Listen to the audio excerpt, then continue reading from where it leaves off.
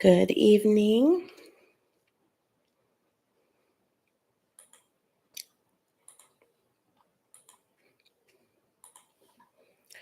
I was actually gonna go to bed, and then I just felt like I had a lot of things to unload regarding Elijah Vu's case. So I figured before even more stuff happens, that I should at least get everybody caught up. Um,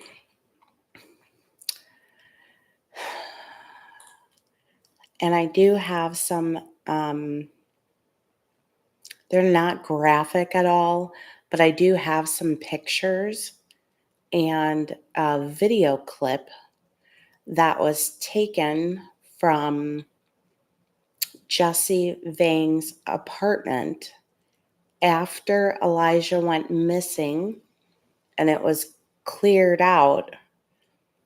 And whomever, I assume the property managers, came in to, repaint. And then, hi, good to see you.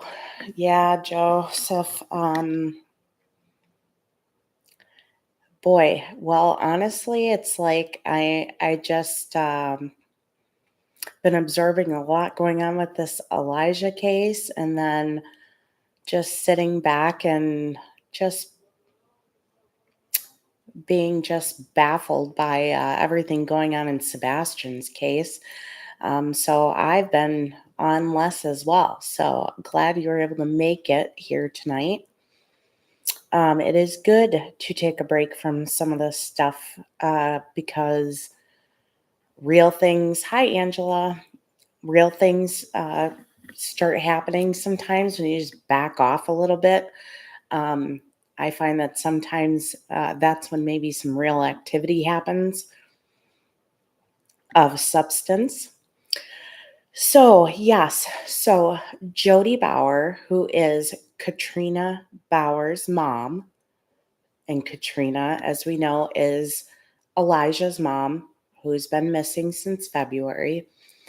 She went to the apartment of Jesse Vang after it had been cleared out. It was no longer considered a crime scene, so to speak. Thank you. I was actually totally ready to go to sleep. And then it was just like all this stuff just hit me. And I'm like, I need brain dump. But yeah, I feel more relaxed. So she took pictures and a little tiny video from within the apartment. And just so I can set this straight right now, according to Jody, she did call like the police and have the painter stop painting.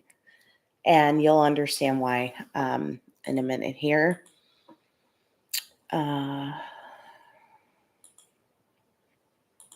Just want to get all the pictures. And some of them, in my opinion, could be dirty.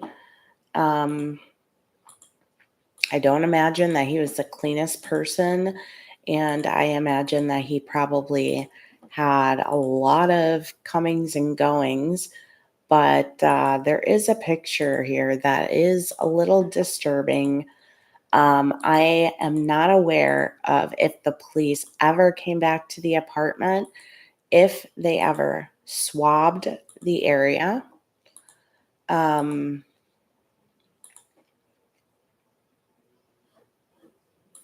So it doesn't look like the area had been swabbed. So I'm just going to walk you guys through these images that, again, were taken by Jody Baur, and she might have been there with one of her daughters. So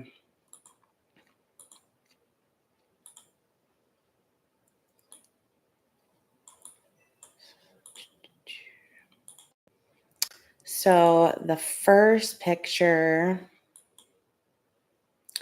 to me looks like some large amount of liquid was spilled um, down the wall. You can see quite clearly large a large spill. Um, was a saturated rag put up against the wall and it just poured down. I don't know. It's bizarre. Um,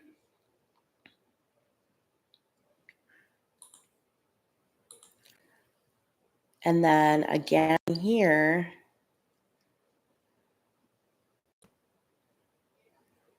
same thing. Now, I am a natural skeptic.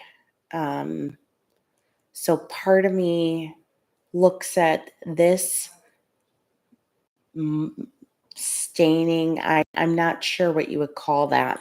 And the last one that I showed and thought maybe somebody was washing down the walls. That was the cleaning people. I would think they would have asked that question. Um, but we'll get to the really interesting one here shortly. This was the floor, and I think her point was in the middle here where you might see my mouse. I don't know. There's like swipe marks. Um,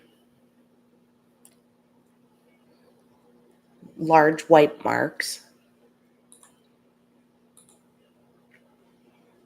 And same on this picture.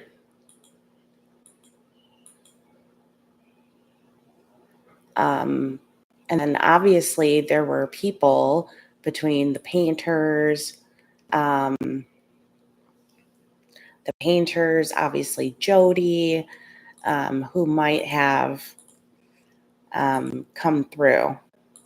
Now, you guys are gonna you guys are gonna have to tell me what you think about this. I'm gonna call it splatter. This substance that is splattered um, on the wall. I'm gonna show you the picture, and I really want your opinion.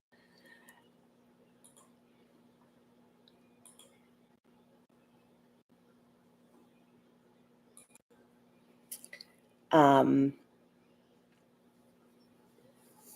this was what was concerning to me. Of um, all the pictures, there was this one and this one.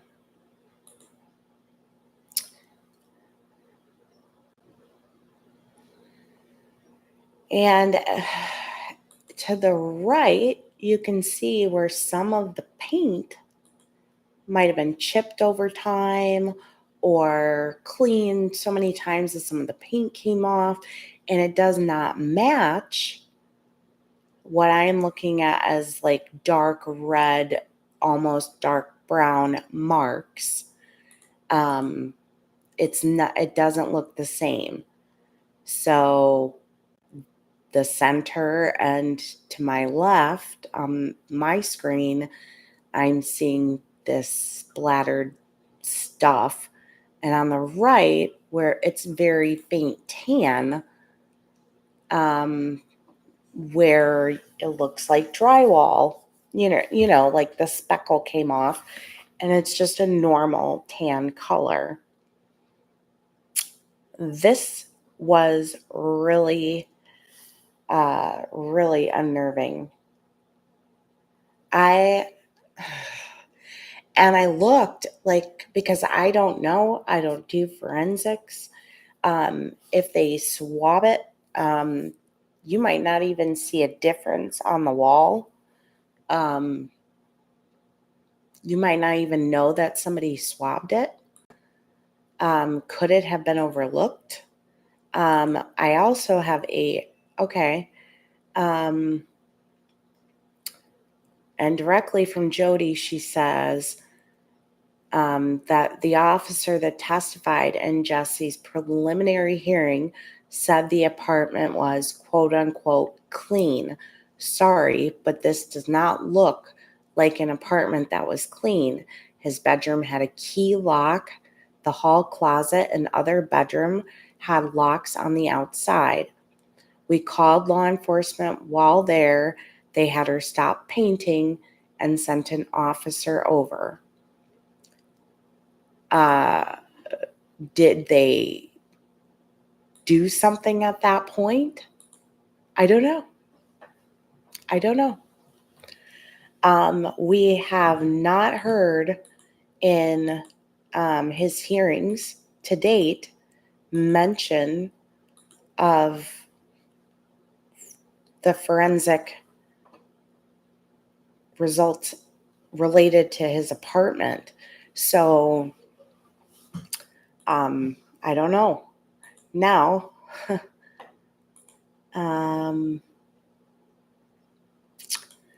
I got this video she did.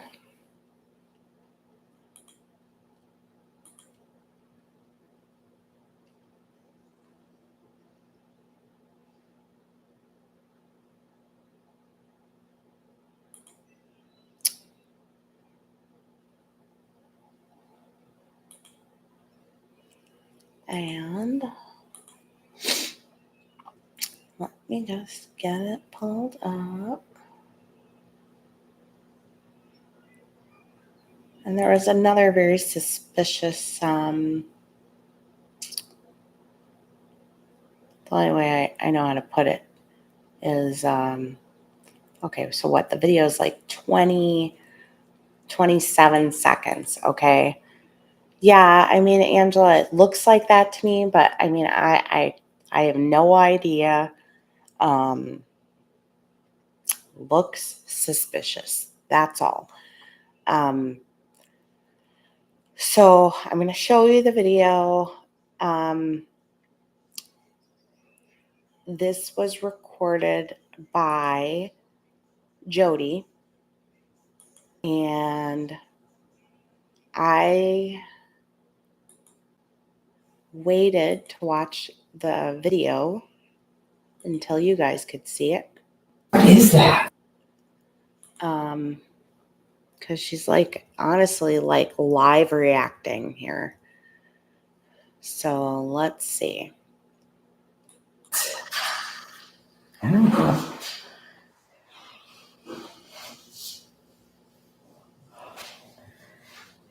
Do you think that's maybe from...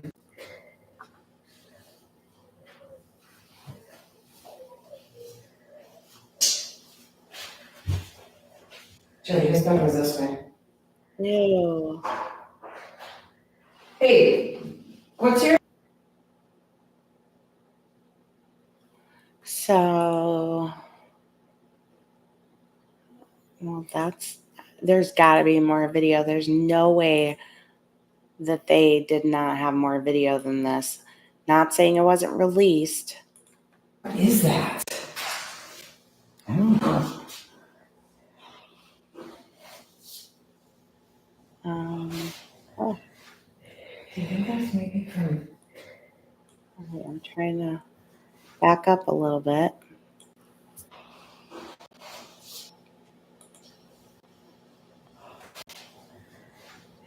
Do you think that's That maybe would have from... been the bed.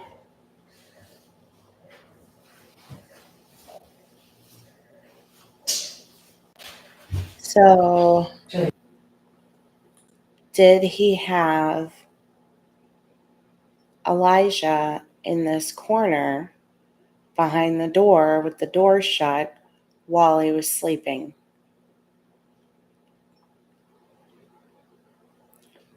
And could he have, splashed cold water on him, not just in the shower, but here in this corner?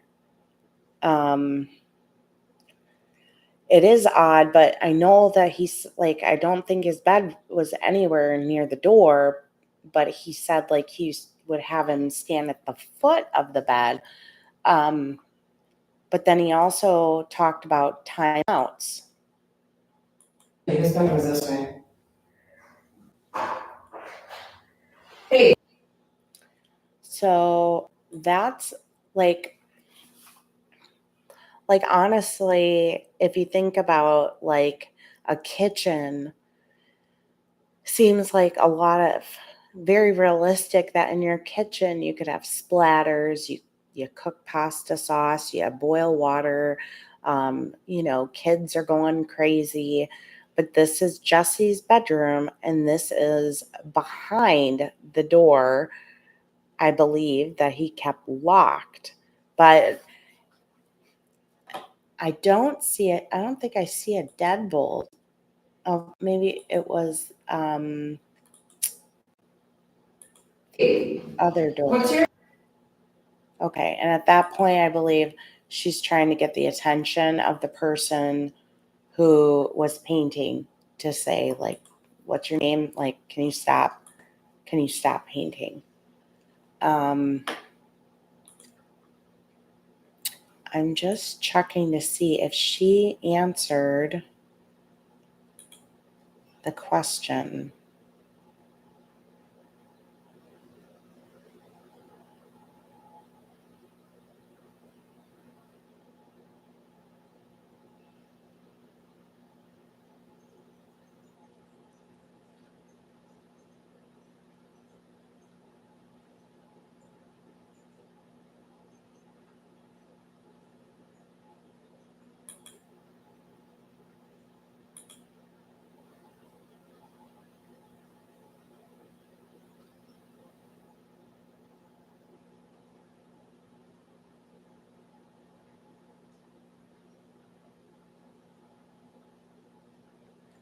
Interesting. So this woman is saying to her, it could be, she could have, he could have, if he wasn't putting diapers on him and he was barely basically, he really was wearing diapers when he started going there. And then Jesse was trying to force him into not wearing diapers anymore. He could have urinated on that wall, and that would, um, and it wouldn't surprise me if he had the 3-year-old try to clean it up. That would not surprise me at all. That's a very good suggestion there, Joseph. Um, so this woman commented, what do you want us to do? Call them and tell them to start looking again? Are they going to listen to me? Why don't you get your daughter to confess? She's trying to get out on bond. Plead with her mother to mother. Tell her that Jesse is not a good person and he hurt her baby. That will get you answers. And Jody responded, I've tried. I don't believe she knows anything. And until it is proven Jesse did something, she won't believe it. How do you face you left your child with someone you trusted that harmed him? What if he did walk out and there has been so much focus on those two, they missed something? Day one, the scent dogs tracked his scent to several places. And there's that. Um,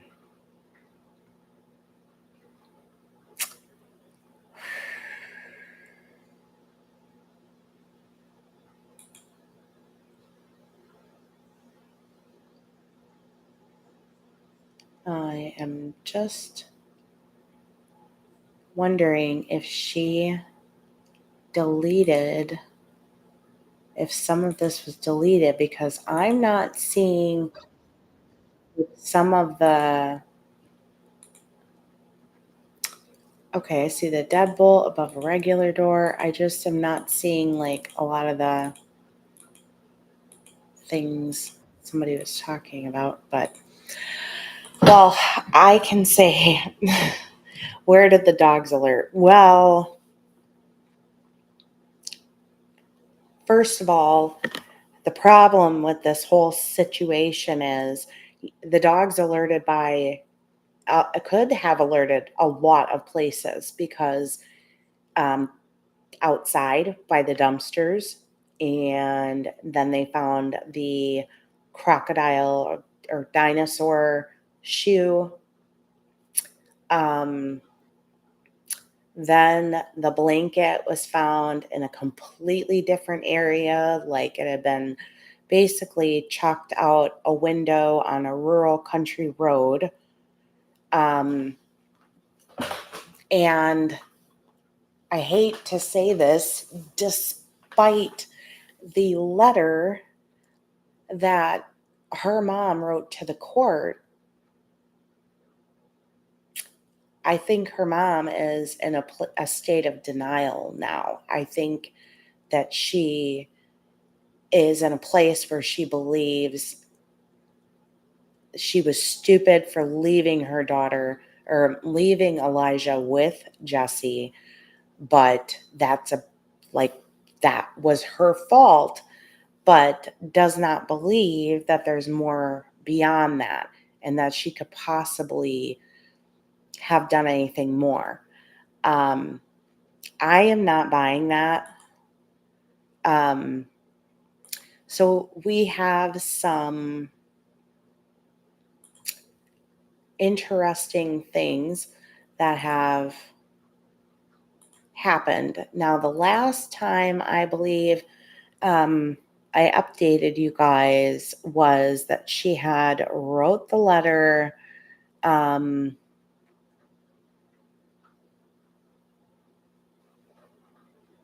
so they rescheduled the plea was scheduled to be done on the 26th. Then they asked for more time.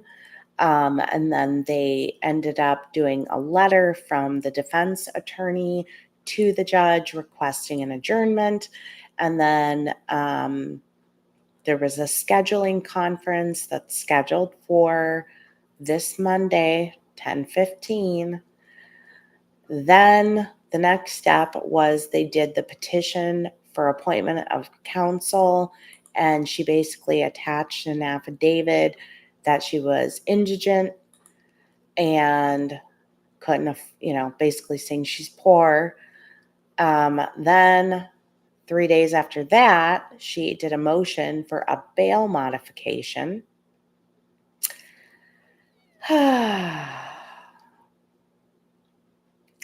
But then something interesting was done. Um, oh, yes, Joseph. Jesse is still in jail. He is taking this all the way to trial. So, what some of you may not have known was that Jesse Vang basically filed a motion through his attorney, which is highly unusual. It's weird. It's not common. Put it that way. For a motion for specificity, clarification of the charges, and basically wanted a hearing where there was where the prosecution had to do basically like a mini trial, um, as like an offer of proof, similar to in a more major case where it would go in front of a grand jury to then they decide if there is enough for the charges to really go through. So that was something that he did. I want to say it was like March or April. I have pinned that video of that hearing to the top of the chat for anybody who wants to listen to that hearing, or parts of it at a later time. Because I don't remember, I might have fast forwarded through parts of it because some of it I just wanted to get to the point, like, because I have all these recordings in his playlist where I actually read all the documents, and go through the trial documents page by page of all the timelines and everything. So it was already clear what the police were going to say. So basically, then they have this like mini trial, and I had to pull it up because I was just so angry and ticked off at the defense attorney for the way he, in my opinion, downplayed the things that happened to Elijah while he was in Jesse's care. Now, this is just uncanny, okay? So you can't tell me that there is no, even if it's through another person, communication between Jesse and Katrina. Because then out of the blue, July 31st, in rolls in a motion for specificity. It's basically the same thing that he did, which is unusual. It's bizarre. And frankly, it didn't help him because the entire public got to watch as these officers. It's one thing to hear me reading the documents, it's another thing when you have the officers testifying about the things that happened. And so she is now doing the same thing. And I don't know if he was ever offered a plea deal. He could have been, but he has far more past offenses than she does. But to play this card that's so unusual, it did not work in his favor. Even though he's still taking it all the way to trial, that little snippet of what's to come, it doesn't matter to me like how much his attorney makes him tries to downplay what he did, because in the end, I would say any parent who loves their child or knows a child that they love would be horrified. So if there is a single average person on that jury that loves a child, like, over, game over. Like, the fact that he is taking this trial is stupid. And now in his case, they dumped a whole bunch of new evidence. And that was after that hearing. And then the defense needed more time to work through that evidence and figure out what it was and how it affected their client and all of that. And we don't know yet. So, August 5th, that's Monday, she has a scheduling conference. I believe there's a good chance. Let's put it this way. I think she's trying to take it to trial. If she is trying to see how things appear when they do if they get to a place of doing the hearing for specificity, like they did in his case, because the motion could be denied. It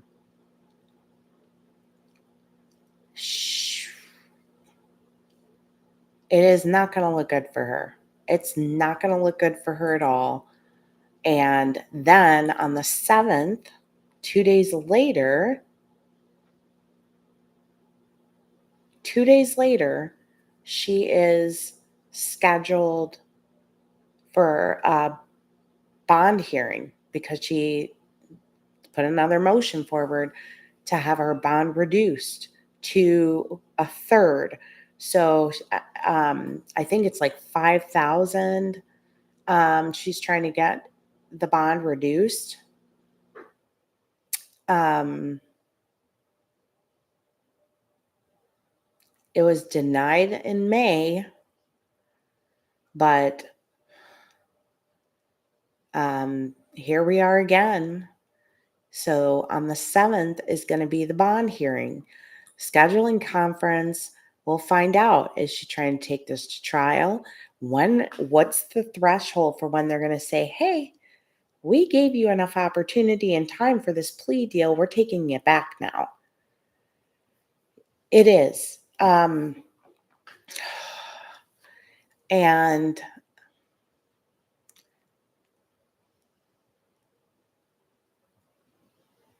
she,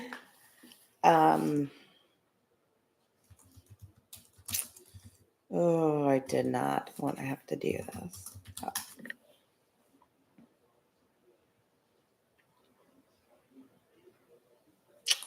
So,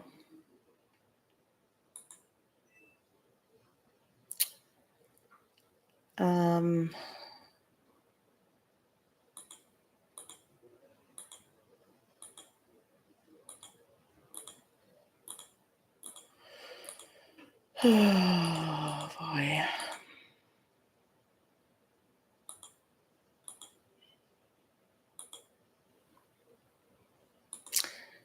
She, Joseph, she had a photo of his bruised, injured face.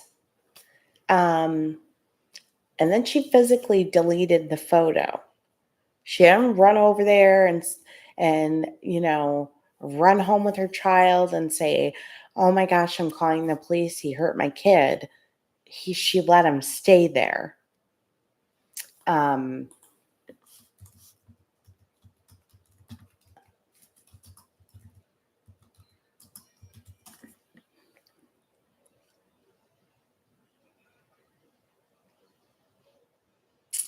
um,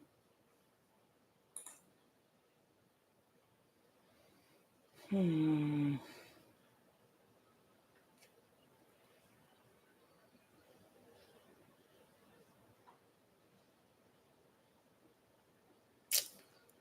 Trying to see, but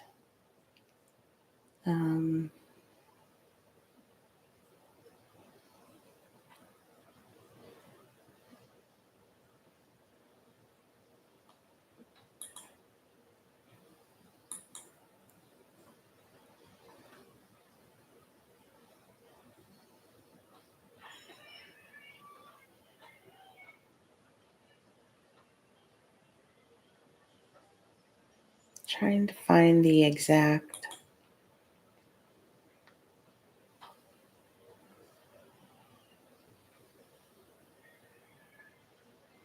Okay, I think this is it. So,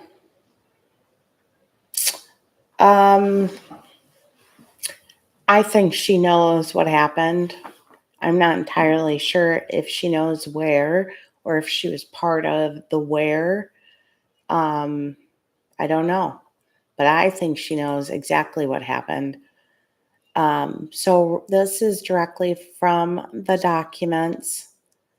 Um, the detective is aware that pursuant, okay, so on February 20th, a DCI agent spoke with Katrina and she denied that she was in the Manitowoc County area on February 6th, is it 15th, 16th, and 17th.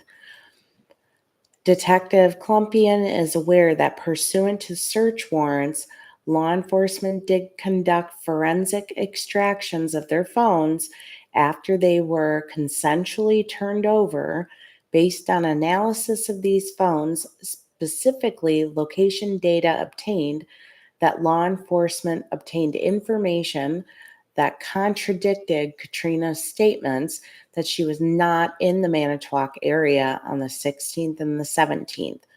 Law enforcement located messages from Vang to Baur at 6:39 and 6:49 on the 17th, where he tells her that he's angry that the child overflowed his diaper, that he gave him a cold shower. Let's see.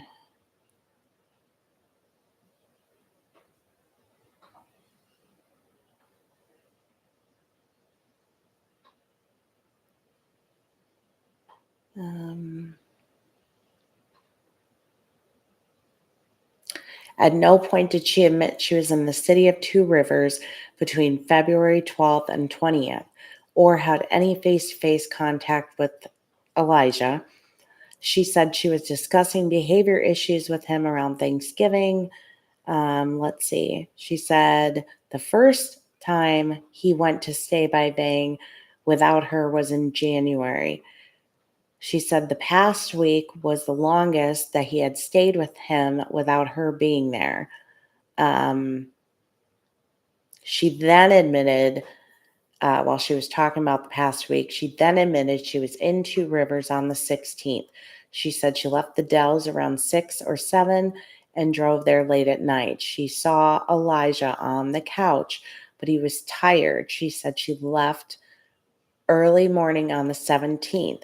She was confronted about being in Two Rivers on a different day, and she admitted she was there on February 14th for a period of time and then went back home. Um, let's see.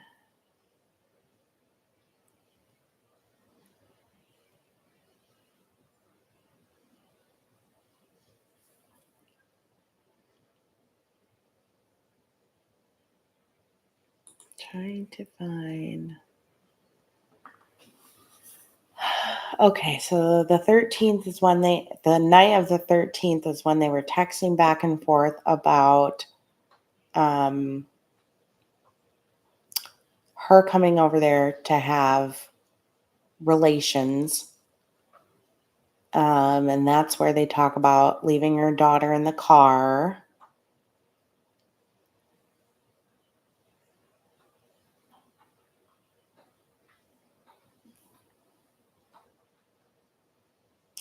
Um, okay, so she goes in the apartment, and at 3:13 a.m., a photograph was taken, and the GPS indicates she was at that apartment address. The photograph shows Elijah laying down on a bed. He had a blindfold over his eyes.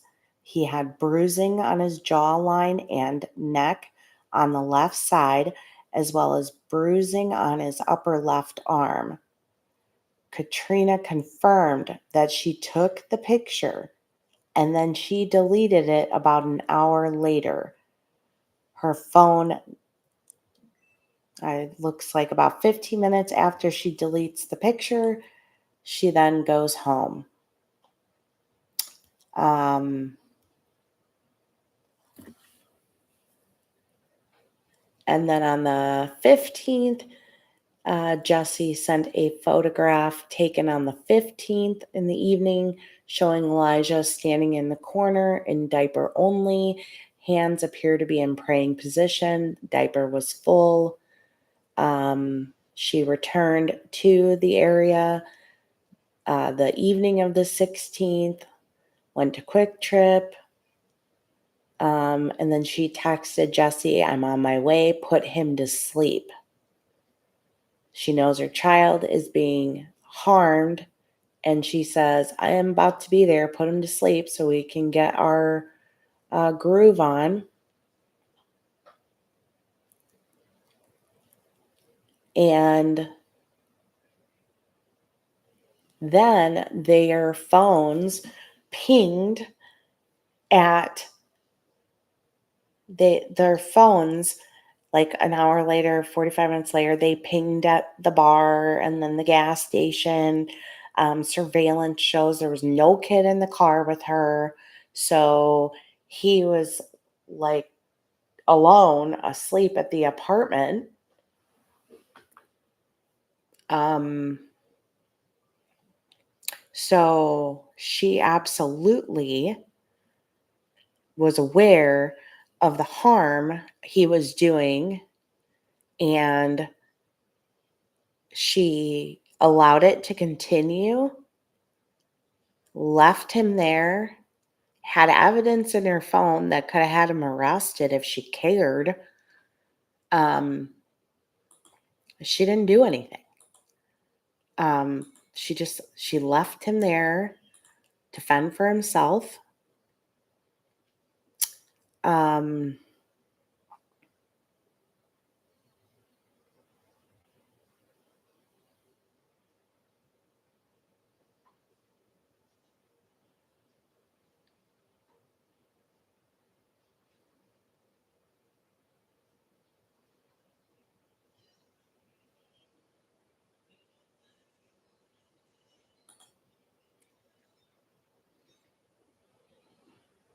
yeah.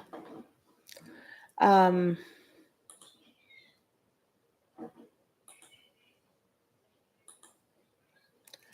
so no, I don't have any compassion for either of them. I don't even have compassion for Elijah's father, Jimmy. Um, I don't even think he has a right to have victims' rights because he is sitting in prison himself for horrific crimes um, that are along these lines or worse. So I don't have any pity there.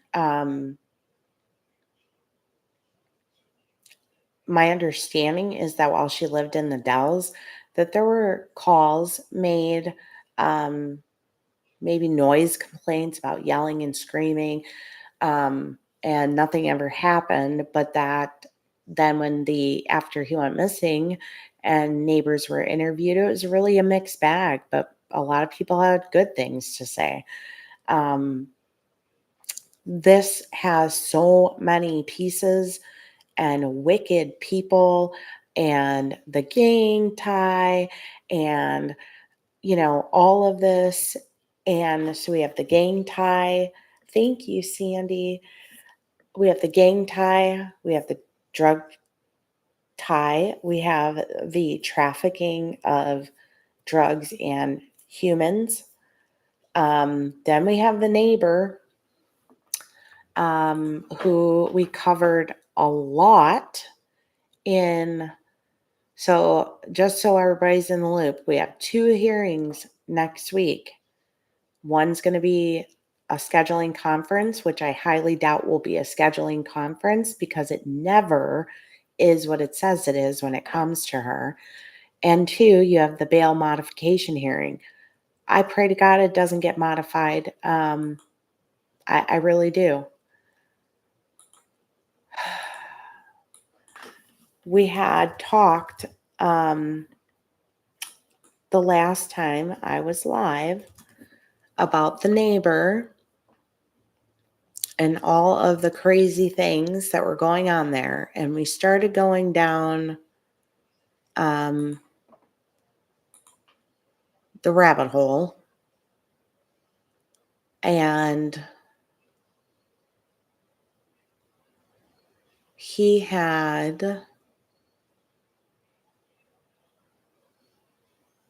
was supposed to have a hearing on the 31st.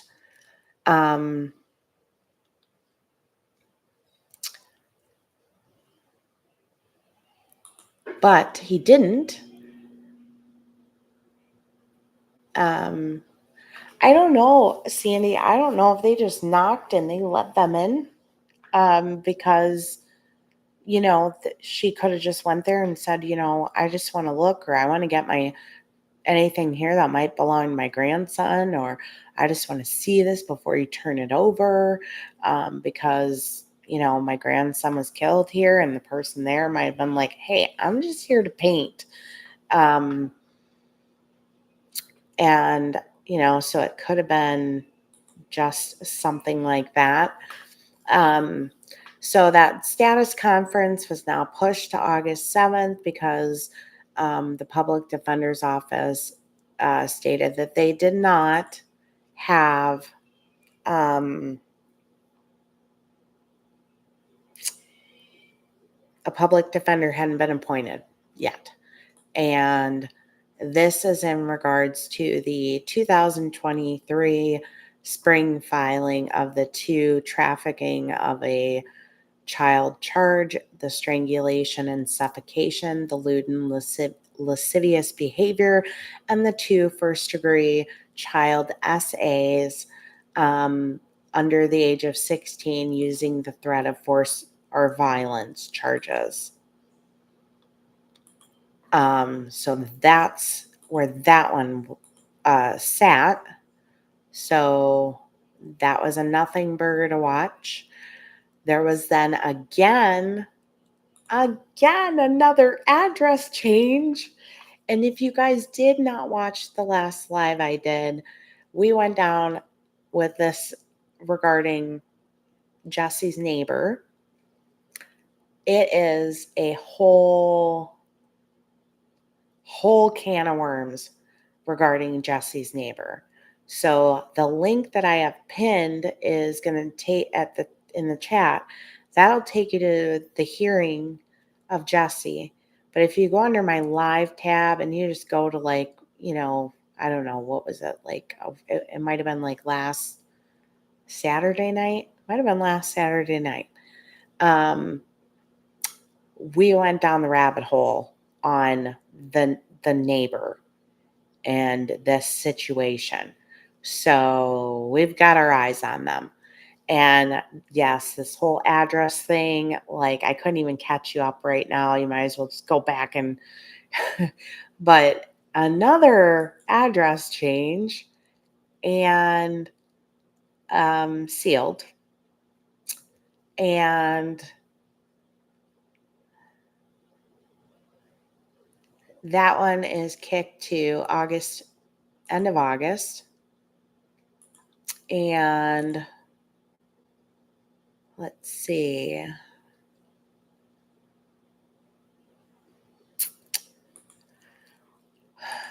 What happened with the July? We talked about the ones that got dismissed.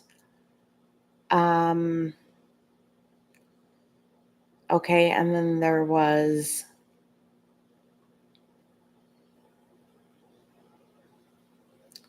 the firing of the attorney Werner and the 5 counts of bail jumping felonies and the disorderly conduct.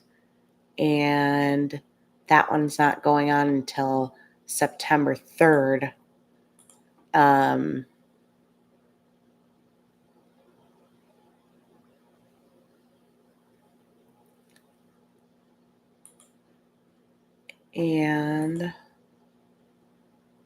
okay, the most recent, other than the one that was dropped,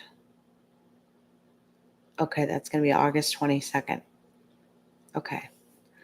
So he does have some upcoming ones. We'll see if anything even happens in any of those. And he is still, the 2023 case is open. And then the May of 2022 case is still open, which was the S word exploitation videos, recordings, a trafficking of a child, the second-degree essay, and the 2 third-degree essays, and then the charge for posting or publishing private representation without the consent. That one, he has got a final status scheduling conference September 25th. And again, on the 30th, they noted an attorney still had not been appointed. July 15th, an attorney had not been appointed. Just keep going back. And in April, an attorney had not been appointed. But he fired 2 attorneys before that. So, and then basically waterboarding him in a cold shower, forcing him to stand and pray for hours. No, Sarah, Kara, this is a very young, young 20s, individual who lived next door in the apartment building to Jesse. And the understanding I have is that it's his vehicle that was borrowed to Jesse the night before the morning, like so wee hours leading into the morning where he was reported missing. And then they impounded that vehicle and they still have that vehicle in custody. They have not released that vehicle.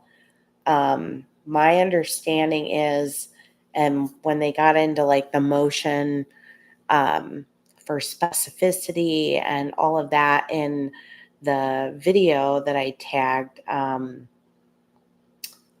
pinned, they didn't really get into, if I recall, it's been a long time, a lot of the nitty gritty of some of that stuff, but I imagine that's because they might not have put that information into this case, and they might be reserving it for when they go forward with charges against somebody in relation to Elijah, if he is found and has been harmed.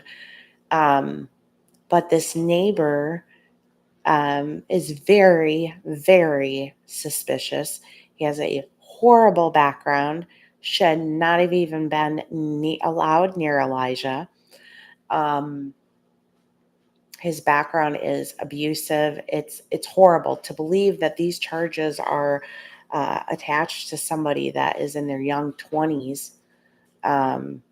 It's just freaky. So I imagine that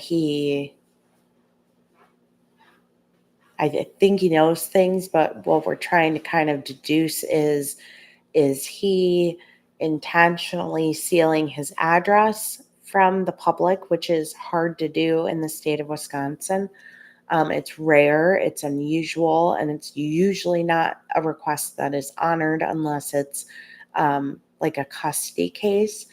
And he just went back since like March, April, May, because this guy's record is so long, and he had his address sealed by the judge on every single case. And then he had another address change and he went back and filed this document on every single case. And so part of me wonders if he did it because the gang ties that Jesse and Elijah's father, Jimmy, have, and he's scared that they might come after him because of what he knows. And I think I brought this up before, Joseph, that I think a lot of these cans on these severe charges, I really think they might be getting kicked down the road, and there's delays in appointing attorneys and all that kind of stuff because, he might have told them some, but not enough. And maybe said, like, well, let's wait and let's see if we can get more to actually bring charges. And if we do, then we'll do some kind of a deal with you to reduce the charges. But just from the charges I've read, this POS doesn't deserve a break. And to think like the destruction that he's caused in just his short adult career, this kid, it's disgusting. So, and then for those who don't know, Jesse's situation is more complicated because they also want to yank him back for screwing up basically by catching these charges. He screwed up, the balance of his parole on his federal charges because he did federal time for drug trafficking. So they want to yank him for that, back into their custody. So I think that in his case, because he has such a bad record, he's taking it to trial because I don't think there's a deal for him to be had, short of a full confession. And I've also brought it up that we're talking about a little tiny 3-foot person, and they have a lot of people, associates, that could have moved him if he had been in the immediate vicinity. That could have moved him further away, a lot further away, a little further away. So, it just depends if at some point they're going to decide to do like what they did with Harmony Montgomery and do a no body trial. I don't know what that benchmark's going to be. That would be up to the district attorney. um, I would like to think, like, if you get to a year,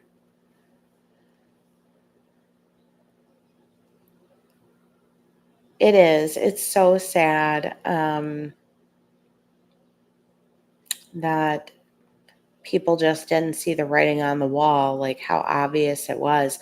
But based on like his physical condition and the fact that Katrina lived in a huge apartment complex, like, how does she come back with her child looking like that? How do you bring him back from that? You know? Um, and expect, like, what, no one's going to say anything? And I mean, if anybody saw that, they could blame her. So the whole thing is suspicious. It's sad. Um, and I just try to do the balance of, a little empathy for other family members, and then I get frustrated. And there's one sister who is still routinely talking to her on the phone. Oh, I know it, Michelle. And then the mom, she had, I think, what was her post tonight? It was, it made me think, are you asking out of genuine curiosity, or are you asking out of strategy to help your daughter in planning for her case? Her post said, without a full narrative, what do you feel is the most important piece of evidence into what happened and why? I'm honestly trying to look at all perspectives and seeing if I've missed something. Was it the slipper, where the blanket was found, that Jesse borrowed the car, that Trina told him to get an attorney, that there were no dirty diapers in the trash, the information Jesse gave after discipline.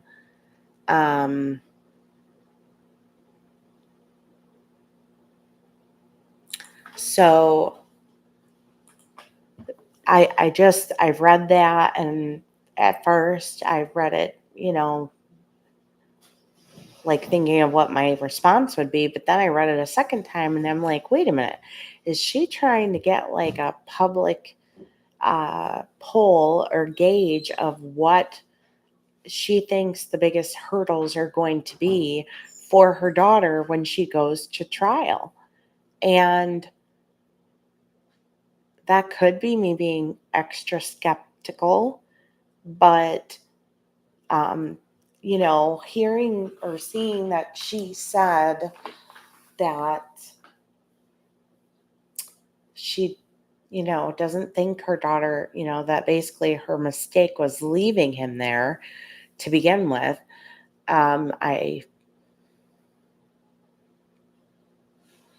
just, to me, overlooks the fact of, she took the picture, she saw it, then she left it. Um, that to me is terrible. And it seemed like everybody basically uh, answered. Um,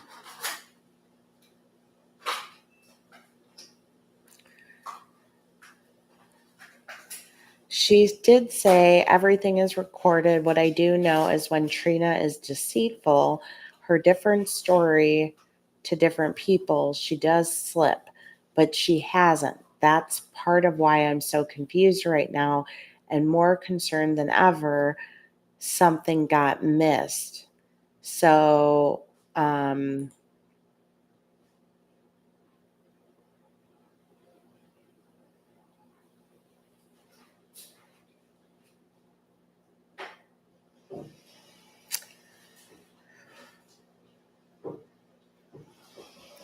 but she also admits on this page she doesn't like being around children.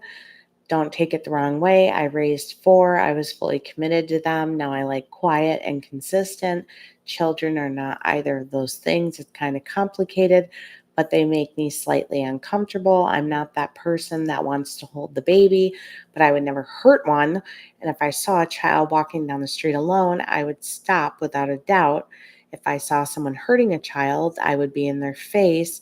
Doesn't make me a bad person, just an honest one. Anyone who knows me well understands. Um,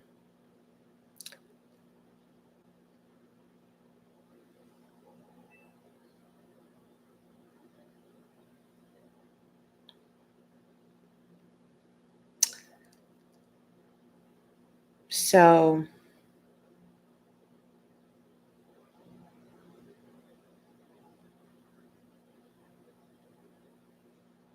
I think I would find it very hard to think,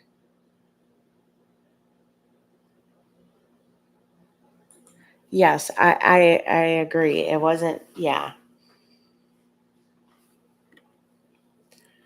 Well, and Sarah, in my mind, the one and only reason I could see taking a picture is if you're thinking, okay, I see what happened to my child.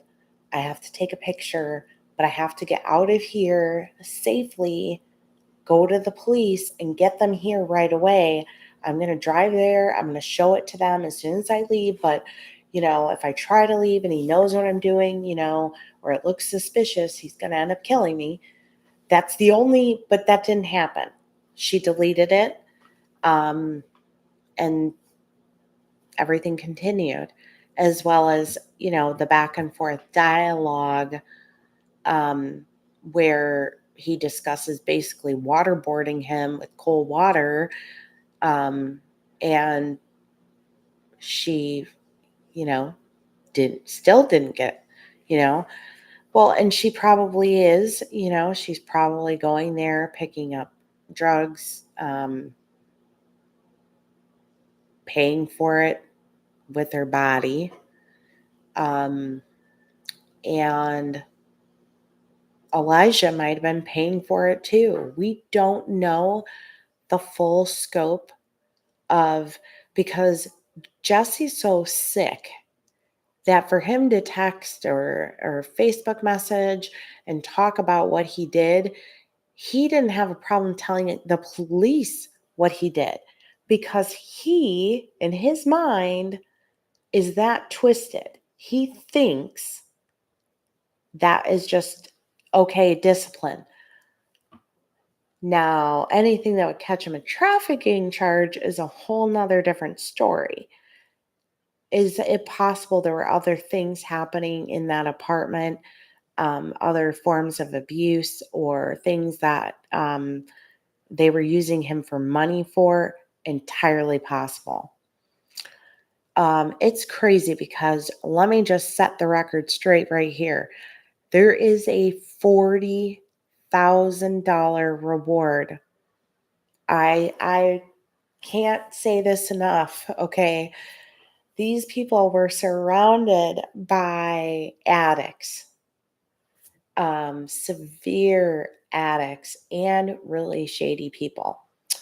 But if just one of them finds out what's going on or has any way to back up what they learned or knew, uh, you know, take it to the police, get yourself the reward, and go do whatever you want to do with your 40 grand. But if you found out through the grapevine what happened, or somebody that you're dating helped after the fact, whatever it is, um, try to get that reward. Somebody needs to say something. Um, so, not the clothes were not found, the blanket, and then there was a dinosaur slipper.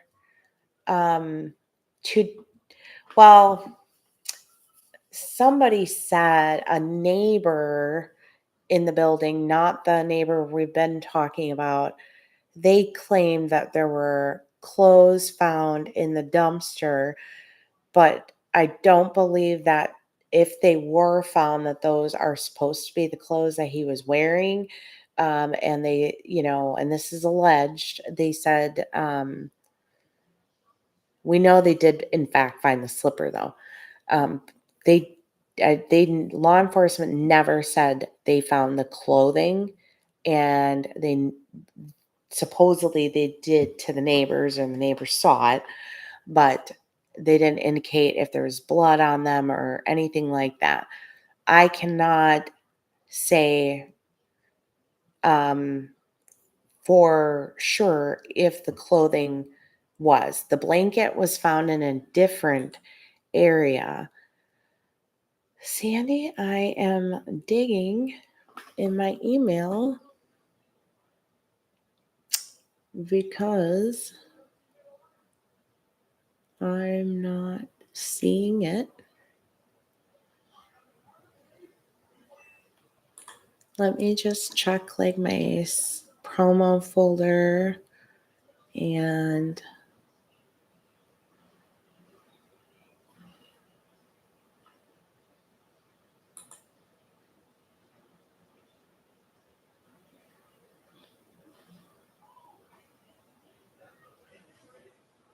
um uh, was it what did they was it an email that said test? Oh, little kids clothes. I did not get it.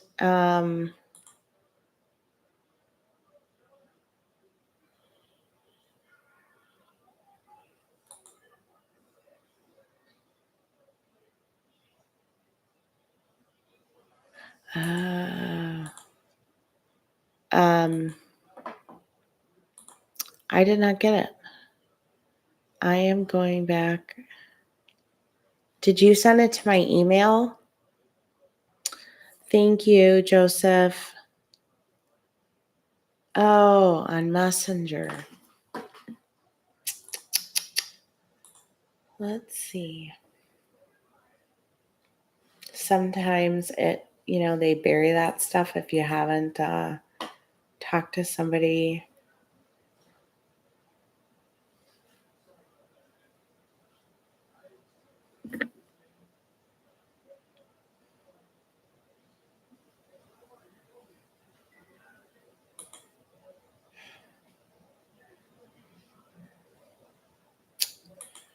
Um,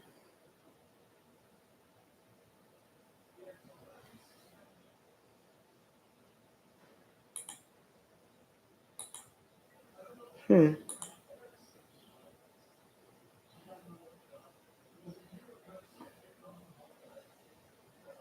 Yeah, I am not seeing. This is crazy. The last message I got, because I don't really get a lot of messages, was related to Sebastian's case.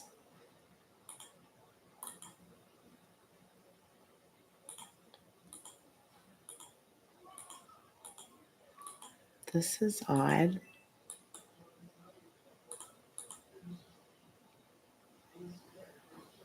Hi, Miss Melody.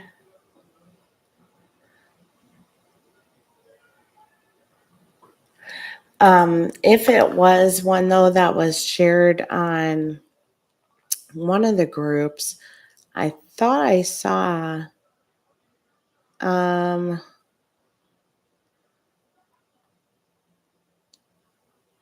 know Jody Baur shared the junk that was found.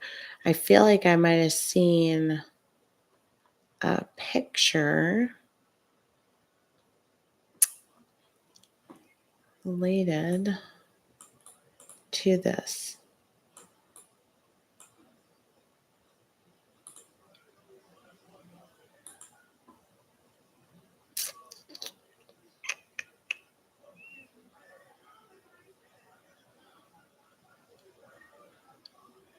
But yes, you can certainly and try and send it by Facebook Messenger, or I just type my email in the chat, stopthemadnessinfo@gmail.com. Yeah. Yeah, Miss Melody, I know. Good to see you. And trying to wrap my mind around all the updates going on with Elijah's case, and sitting back and watching the same old show that's happening in Sebastian's case. And I really don't think I need to do any video on that or a live on that until all this blows over, because clearly, from what I'm observing, we do have quite a division of people that are team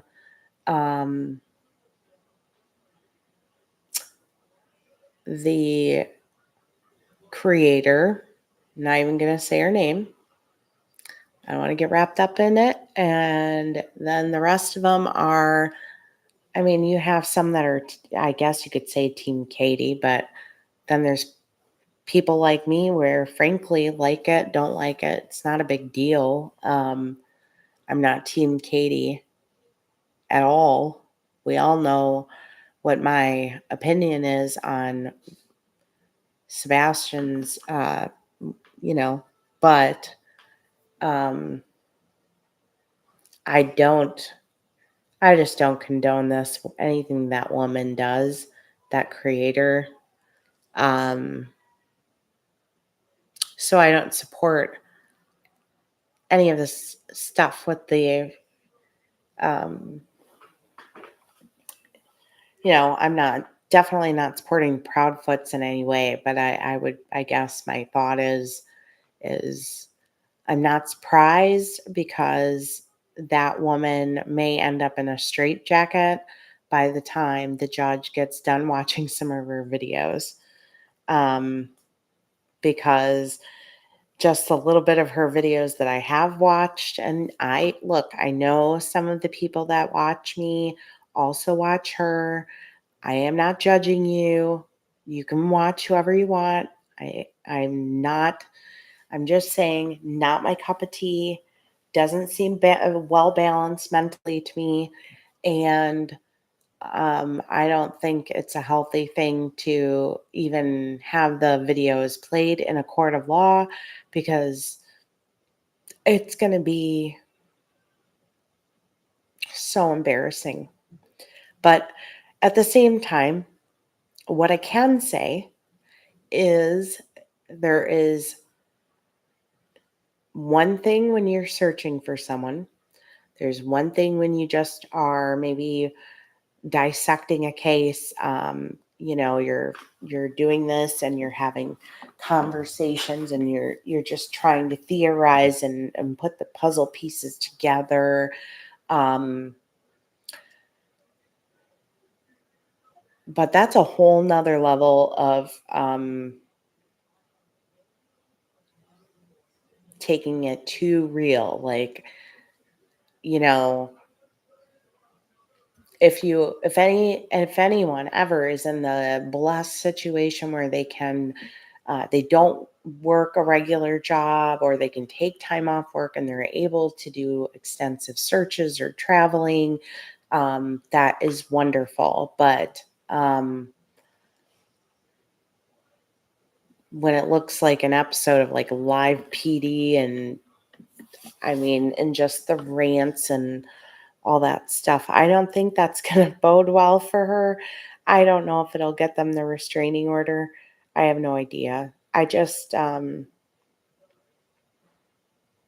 I saw Tony fully defend her in their big Facebook group, and everybody there just worships the ground he walks on, the ground she walks on. And um,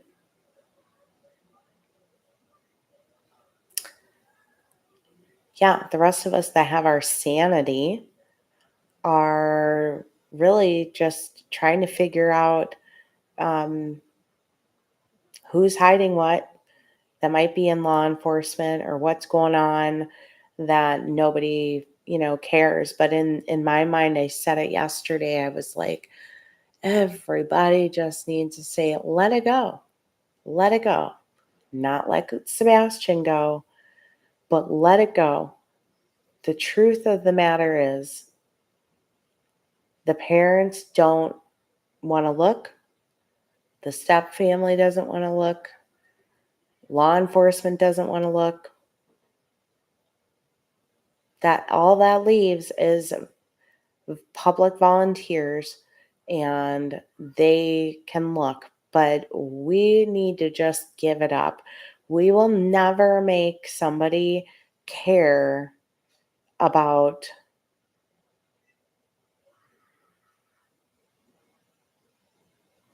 we will never make them care about bringing him back. For law enforcement, I was very disappointed in Nick Barris, because I've said positive things about him. I thought he had, in general, just been pretty unbiased. Overall, just gave, like, your basic news coverage. But then I saw that he posted, and he was just saying, that they had been vetted, leave them alone. They had been vetted. They've been cleared. They've been cooperative. And then I don't know if it was his news organization, but then he went back and he edited the post. He did acknowledge he edited it, because everybody had screenshot it. And I did think that was a step too far, because he, you know, is a representative of a news organization. I'm not, you know. So I think that rubbed a lot of people the wrong way. Um, I guess either way, it doesn't matter what you believe happened to Sebastian. Um,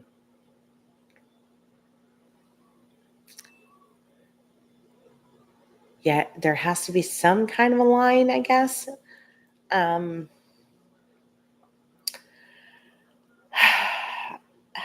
I think a lot of people think, it's really a mixed bag, Sandy, to be honest. There's a handful of people that think he was hidden off somewhere intentionally. There's a small group of people that believe he just magically wandered off and disappeared. Um, and then there's, I would say, a great majority that are in my camp, which are praying every day that we're wrong, and praying every day that he's found. But statistically, and based on at least what we've gleaned from just solely going off of statements made by the parents and the step parents in the case, Don't believe it's likely that he's alive. Doesn't mean I don't pray every day that he is. And I know in many cases, well, not many cases, but there are instances where a year, 2 years go by and then somebody is found. Um, but statistically, um, it doesn't look good. And what looks worse is just when your parents start living their best life, so quickly after you disappeared and leave the only home you know to go back to. And um, I don't know. It's so disturbing. And a lot of people go through the, well, you don't know how you would act in those shoes and all of that. And, I often just, when I do cover his case, I just say, hey, I challenge you to put yourself hypothetically in those shoes and just think about the most important human in your life. And if they lived with you and they went missing, um, would you leave the state? Would you be able to, you know, do the things that were done very early after he was missing? We're not talking about a year, 2 years later. We are talking the choices made within weeks, and not just them, law enforcement as well. It's very unnerving. Um, and if there's nothing suspicious with law enforcement ever discovered, um, then they're just bad because they stop searching for a missing child with special needs and a medical condition in such a short little window. Um, that anybody would be irate. Um, but that mother wasn't. She was not camped out at the sheriff's department. Find my son, find my son, make them look, make them look. No. Passing on reputable organizations to them, they don't bring them in, they don't accept the help. Um, None of that adds up well to me. Um, So now, we just had the big wars of everybody going back and forth with each other, YouTuber versus YouTuber. And then we have, funny, Sandy. And then we jump, and now we have, the parents issued, there's warrants that were issued for the YouTuber who they're alleging is um, harassing, threatening, um, and everybody's got their opinions, but I would totally believe that, like, just some of the things she says, like, she is a person, and based on her criminal record that I, with my own two eyes, went through, she is not somebody that I would put a whole lot past when we're talking about going to Crazy Town.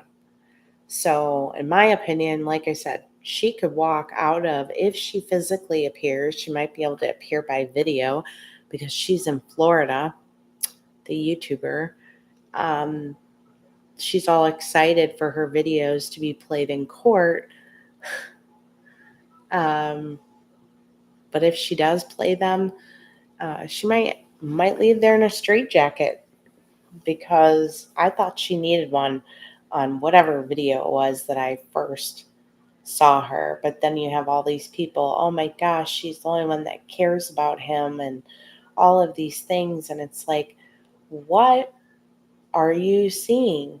Like, I could go and drive to the nearest prison and pick up somebody who has, killed and sodomized and done awful things, put them in my car, and hand them a stack of missing person flyers and video record them passing out missing child flyers, and they would get a parade. But, under the surface, um, it's kind of like religion to me, church.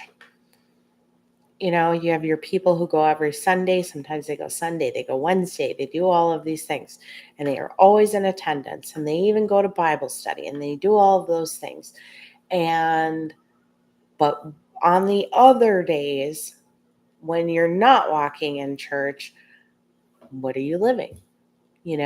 Are you just being a good human being the other days of the week? Because there are very good, amazing human beings who don't make it to church at all every week or even every month, and sometimes not for years, that are more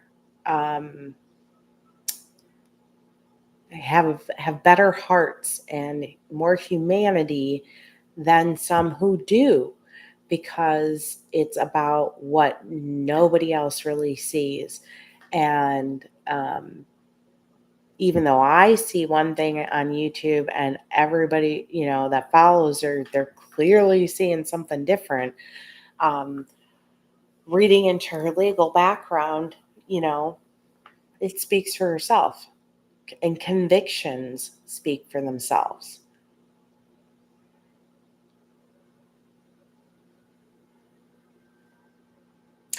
It absolutely should be about finding him. And even in Elijah's case, I watch in some of these groups, and some people just try really hard to start taking it off the rail, like Sebastian's cases. And then I see people it kind of fizzles out. But sorry. I won't let his case get like that. Um, Not here, at least. Um,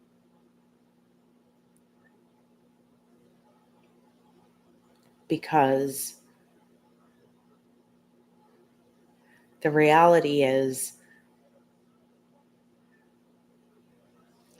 the public can find answers. The, the public can piece things together that bring forth a potential lead. It's not like it's a waste of time. But at the end of the day, we aren't law enforcement, and we're not the justice system. We don't get to arrest. We don't get to convict or sentence. And sometimes when people go so far, I think that they could potentially hurt jury pools, and that's why there's many people who shouldn't be doing certain interviews with YouTubers and things like that until a case is concluded, because the statements that they make could be used in court. And then, like every statement that Chris and Katie have said, that I have video links to and transcripts to, uh, you know, could potentially be admitted into evidence at some point. Um, the others that filed would have been Chris's stepdad, Terry, and Chris's mom. Legally, I believe, goes by Maddie. But socially, I think she goes by Kathy. But I think it's Maddie is her first name legally. Catherine might be the middle name. So they all brought forward, but if I recall, I don't think Chris did. Um, but I can see why Chris wouldn't. I mean, I could see just why he wouldn't. Um,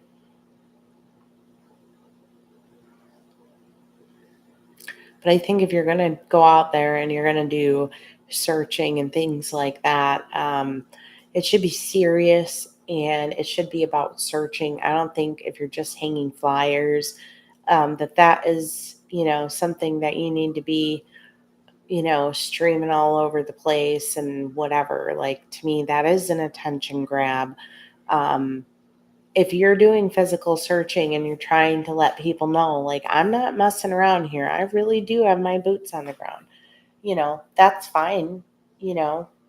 I think that's okay, because when you're recording, I don't I don't know about the live, just because I always say, like, recording, it's just if you're gonna find something, it always makes me nervous, that something is gonna be seen. But then again, if it's live, somebody can't accuse you of planting something. Um, but I do think, though, for all of the people that are invested, they do get joy out of seeing that anybody is physically looking, because that's a good thing. It is. There's nothing bad about searching. Um, but I've seen videos of people, like, just doing some pretty outrageous things, and it's not about how you feel about any of the parents or parties involved. It's just like your own behavior, I guess. Um, but yes, so on the playlist tab, there's a whole playlist on Elijah, and I do read every court document that was filed initially in the case, which could be pretty mundane and boring to listen to. For some enjoy it. I think it just depends. But the pinned link on this chat, try to grab that, and copy paste or click on it and then save to your watch later videos, is the one where I show some of the hearing that is similar to what Katrina is requesting. Like, show me the proof. Show me the proof. And it didn't work out for Jesse. I think it made him look terrible. And I think it's going to make Katrina look more terrible as well. So 5th, 6th, 7th. So Monday and Wednesday, we're supposed to have updates. I have a feeling that while it's supposed to be a scheduling conference Monday, they're going to do something to kick that can down the road to see what the judge does regarding bond on the 7th. Because if she thinks, well, I can just do house arrest or something while I'm waiting for trial, maybe I'll just take that. So we'll see what happens. But I do carefully try to monitor what is really going on in this case. And I definitely think feel free to watch the video. The one that's pinned is the hearing. But if you go under the live tab, on my page, you can click like videos, live, playlist, live. I think it was last Saturday, and we went down the rabbit hole on the neighbor. And if you've seen it, you should definitely comment. I'd love to know what you guys are thinking about that.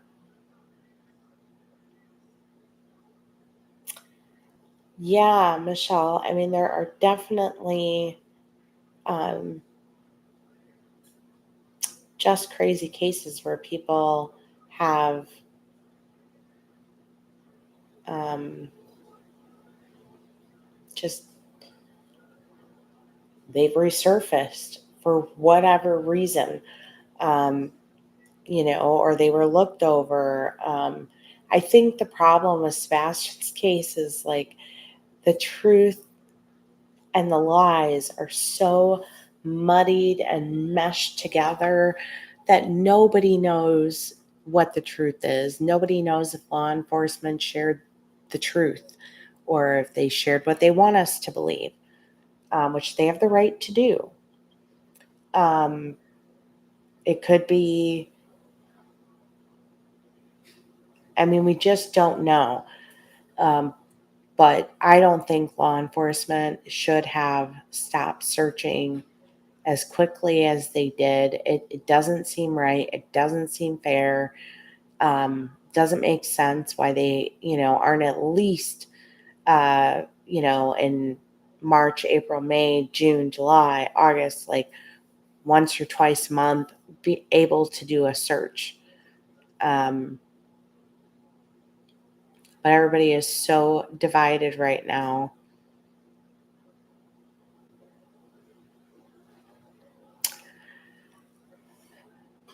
I mean, Michelle, I guess, it's just a matter of, there's respecting each other's opinions. Um, I don't agree with their behavior. Um, and I have my opinions, but I'm not going to attack anybody for feeling different. I have plenty of people here that are part of this channel that are unsure of what they believe. They haven't been convinced one way or the other. Um, and even though I believe one way, if I was sitting on a jury, where the bar is different, could I convict? No. No, I couldn't. I couldn't live with myself. Um, and I would never wish it to be somebody's parents. Even if I think it is them, my hope is it's not. Because when all is said and done, it's the last thing on the planet that you want to believe a parent of a child is capable of. But it's sad nonetheless. Um, but just, you know, I think people can be more respectful with their differences and opinions than I see sometimes when people are so quick to berate one another in Facebook groups or even creators who are telling the people in their chat, like, well, that's fine, get out of here, or whatever. And it's just it's okay to disagree. Like one of my very first ever channel members, um, well, I guess I'm not sure if they're a channel member now that I think about that. But they are like one of my first handful of people who've been with me from the beginning. Um, Absolutely disagrees with me on some things on some of these cases that I'm so passionate about, but we just have a dialogue about it, and that's normal. It's not normal to scream and yell um, and rant and so anyways, I am so tired. I'm sure you guys are too. I appreciate you guys for hopping on. It was totally not planned. I was just literally trying to go to sleep, and I just started, the wheels were turning with everything that was just back to back happening this week with the court filings and then those photos and the videos. And for those of you who popped in late, Um, you might want to go back to the beginning of this where I show a 25-second video and some photos from Jesse Vang's apartment. Um, and there's a little something there that is suspicious to me, but I don't know. So even if you don't like go back and watch it all from the beginning, in the beginning, I try to jump right into showing those pictures and the 25-second video. Those were all done by Jody Baur, Katrina Baur's mom, in Jesse Vang's apartment.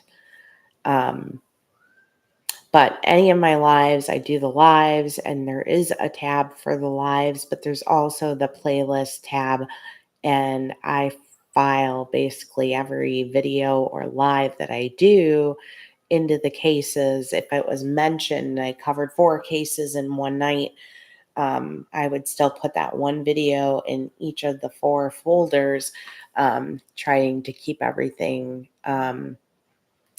But yes, Miss Melody, if there's anything you want to do, you're going to want to go back and take a gander at those pictures, and I'd love to hear what you think. Um, One of them is just super sus. That's all I can say. So, but thank you guys, everybody. And so Wednesday or Thursday, we'll see if she gets her bond modified, and if she is released in any way to the public. That is not going to, in my opinion, bode well for Elijah's case. That's my opinion. So, anyways, feel free to comment on any of the things you see. If you came in late or you watched the other videos, I'm just curious to your guys' thoughts and opinions. I hope everybody gets a good night's sleep, and I will talk to you guys soon. Thank you. Thank you. Have a good night.